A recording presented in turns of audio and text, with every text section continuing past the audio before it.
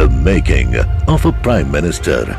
मुश्किलों का अंबार है, वही तो मेरे हौसलों की मीनार है। हिंदुस्तान में दो प्रधान दो निशान नहीं चलेंगे। अगर इतनी ताकत ये पाकिस्तान के खिलाफ लगा दे तो आतंकवाद आसान हो गया। हम चुनौतियों से टकरा रहे हैं। सर्जिकल स्ट्राइक और एयर स्ट्राइक करके नए भारत के सामर्थ्य का संदेश भी दे दिया है। तुम उठो, तिरंगा लहरा दो। जननायक नरेंद्र मोदी के 20 वर्ष पुराने भाषणों पर आधारित एक बेहद लोकप्रिय कार्यक्रम। क्या कहते हैं नरेंद्र मोदी?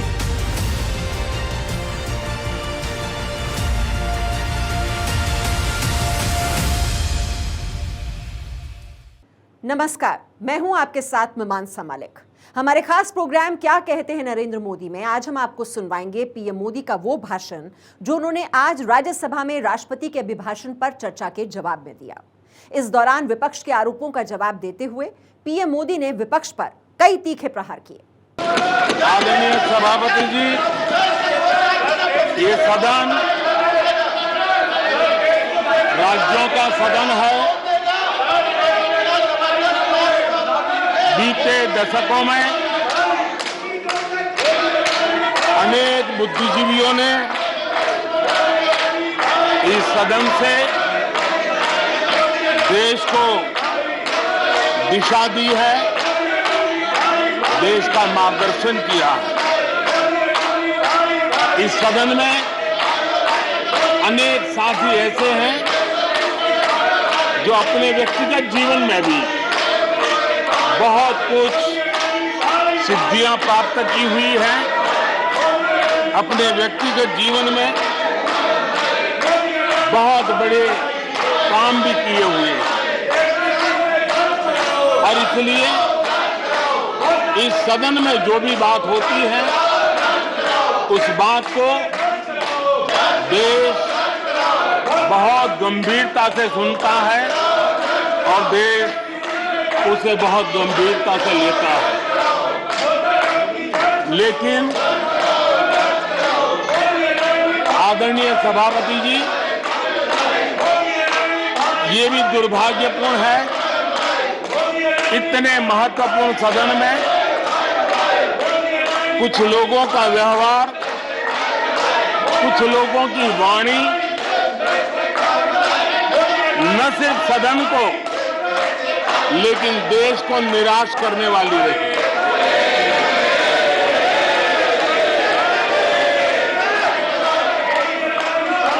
इस प्रकार की वृत्ति प्रवृत्ति के माननीय सदस्यों को मैं यही कहूंगा, कीचड़ उसके पास था, कीचड़ उसके पास था, मेरे पास गुलाल।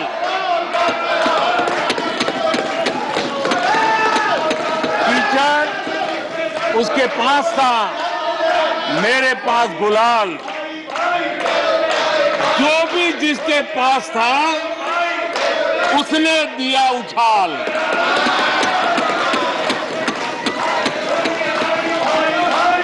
और अच्छाई है,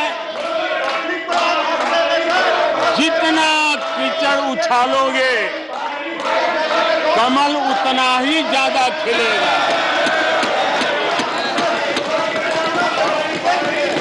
और इसलिए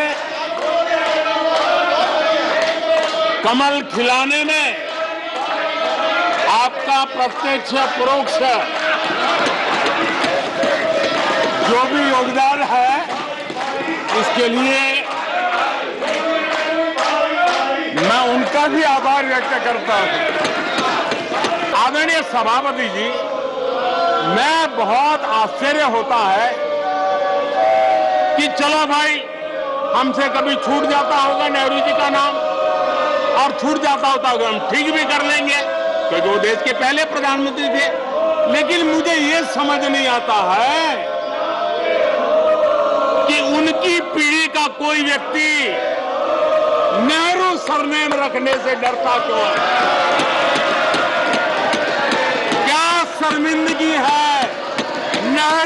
सरनेम रखने से क्या शर्मिंदगी है। इतना बड़ा महान व्यक्तित्व अगर आपको मंजूर नहीं है, परिवार को मंजूर नहीं है और हमारा हिसाब मांगते रहते हो। आदरणीय सभापति जी,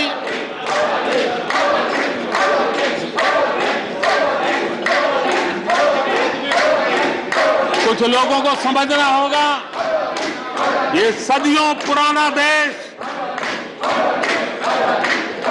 सामान्य मानवी के पसीने और पुरुषार्थ से बना हुआ देश, जन जन की पीढ़ियों की परंपरा से बना हुआ देश है। ये देश किसी परिवार की जागीर नहीं है।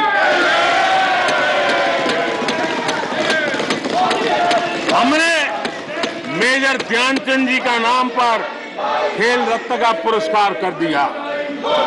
अंडमान में नेताजी सुभाष के नाम पर, स्वराज के नाम पर हमने द्वीपों का नामकरण किया। हमें गर्व हो रहा है।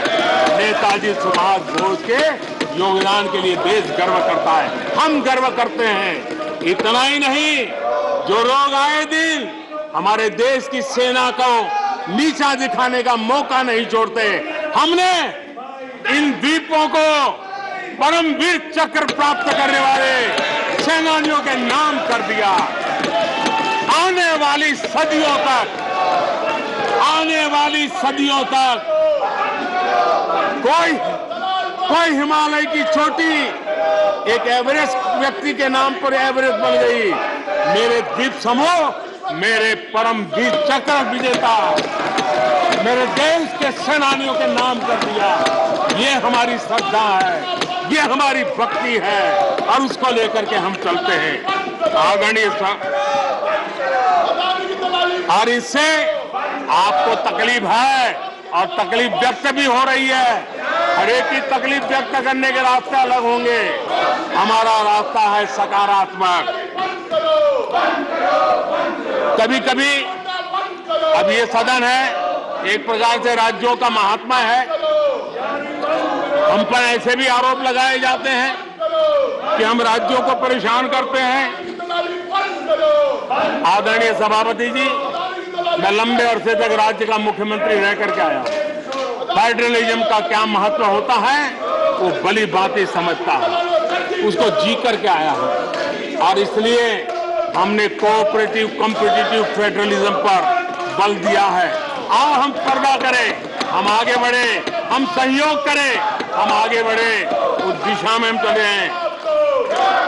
हमने हमारी नीतियों में नेशनल प्रोग्रेस का भी ध्यान रखा है और रीजनल एस्पिरेशन को भी एड्रेस किया है।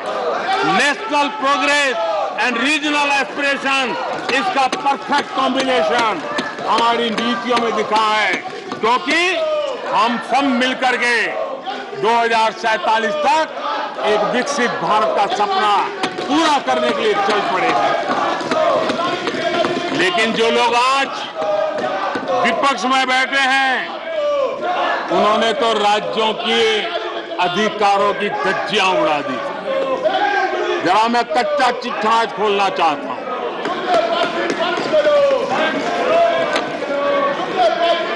जरा इतिहास उठा करके देख लीजिए, वो कौन पार्टी थी, वो लोग कौन सत्ता में बैठे थे जिन्होंने आर्टिकल 356 का सबसे ज्यादा दुरुपयोग किया।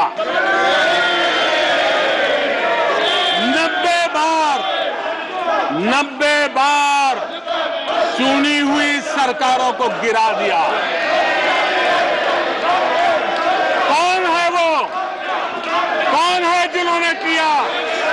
कौन है जिन्होंने किया? कौन है जिन्होंने किया? इतना ही नहीं सभापति जी, एक प्रधानमंत्री ने आर्टिकल 356 का 50 बार उपयोग किया, आधी सेंचुरी कर दी। वो नाम है श्रीमती इंदिरा गांधी का। 50 बार सरकारों को गिरा दिया। केरल में आज जो लोग इनके साथ खड़े हैं, जरा याद कर लीजिए, थोड़ा बार माइक लगा दीजिए।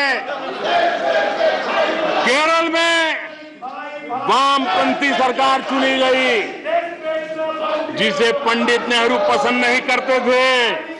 कुछ ही कालखंड के अंदर चुनी हुई पहली सरकार को गर्व है।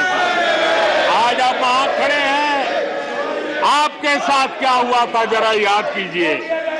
आदरणीय सभापति जी, जरा डीएमके के मित्रों को भी बताता हूं, तमिलनाडु में एमजीआर और करुणानिधि जैसे दिग्गजों की सरकारें, उन सरकारों को भी इन्हीं कांग्रेस वालों ने बर्खास्त कर दिया। एमजीआर की आत्मा देखती होगी आप कहां खड़े हो। यहां पर पीछे बैठे हैं इस सदन के वरिष्ठ सदस्य और जिनको मैं हमेशा एक आदरणीय नेता मानता हूं, श्रीमान शरद पवार जी। 1980 में शरद पवार जी का आयु 35-40 साल की थी। एक नौजवान मुख्यमंत्री महाराष्ट्र की सेवा करने के लिए निकला था, उनकी सरकार को भी गिरा दिया गया और आज वो वहां है। आज वो वहां है। हर क्षेत्रीय नेता को उन्होंने परेशान किया और एनटीआर के साथ क्या किया। यहां कुछ लोग आज कपड़े बदले होंगे, नाम बदला होगा, ज्योतिषियों की सूचना के अनुसार नाम बदला होगा, लेकिन कभी वो भी उनके साथ थे। उस एनटीआर की सरकार को, और वो तबीयत के लिए अमेरिका गए थे, अपने हेल्थ के लिए गए थे। आपने एनटीआर की सरकार को गिराने का प्रयास किया। ये कांग्रेस की राजनीति का स्तर था। आदरणीय सभापति जी, अखबार निकाल के देख लीजिए, हर अखबार लिखता था कि राजभवनों को कांग्रेस के दफ्तर बना दिए गए हैं, कांग्रेस के हेडक्वार्टर बना दिए गए। 2005 में झारखंड में एनडीए के पास ज्यादा सीटें थी, लेकिन गवर्नर ने यूपीओ को शपथ के लिए बुला लिया था। 1982 में हरियाणा में भाजपा और देवीलाल के पास प्री पोल उनका एग्रीमेंट था, उसके बावजूद भी गवर्नर ने कांग्रेस की सरकार के लिए निमंत्रण कर दिया था। ये कांग्रेस के पाप, और आज देश को गुमराह करने की बातें कर रहे हैं।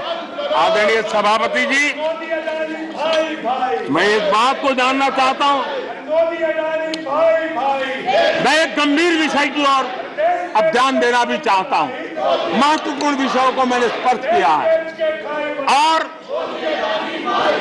आज देश में आर्थिक नीतियों की जिनको समझ नहीं है, जो 24 घंटा राजनीति के सिवाय कुछ सोचते नहीं है, जो सत्ता के खेल खेलना यही जिनको सार्वजनिक जीवन का काम दिखता है, उन्होंने अर्थनीति को अनर्थ नीति में परिवर्तित कर दिया।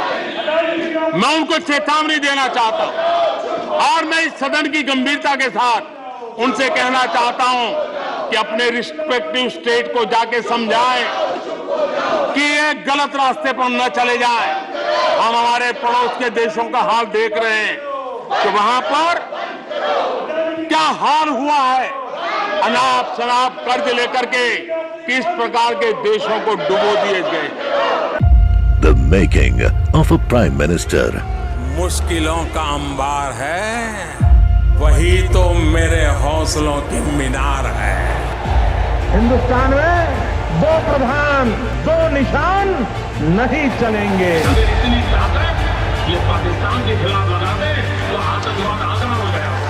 हम चुनौतियों से टकरा रहे हैं। सर्जिकल स्ट्राइक और एयर स्ट्राइक करके नए भारत के सामर्थ्य का संदेश भी दे दिया है। तुम उठो, तिरंगा लहरा दो। जननायक नरेंद्र मोदी के 20 वर्ष पुराने भाषणों पर आधारित एक बेहद लोकप्रिय कार्यक्रम क्या कहते हैं नरेंद्र मोदी।